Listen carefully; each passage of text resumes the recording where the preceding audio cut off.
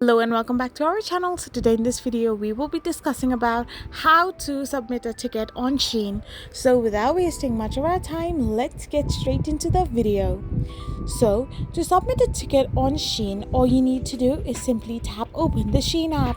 So once you tap open the Shein app, you will end up in this kind of interface where all you need to do is simply tap on the me icon.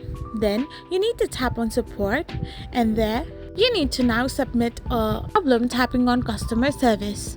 After you do so, now all you need to do is simply select a question you want to ask or give a problem that you are facing, and once you do that, the live chatbot will allow you to have the sign of contact agent.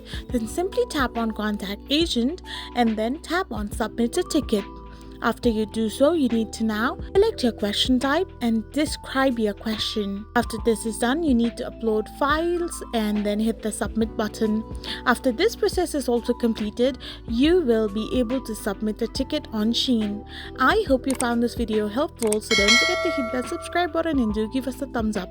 We will be back again with these informative videos.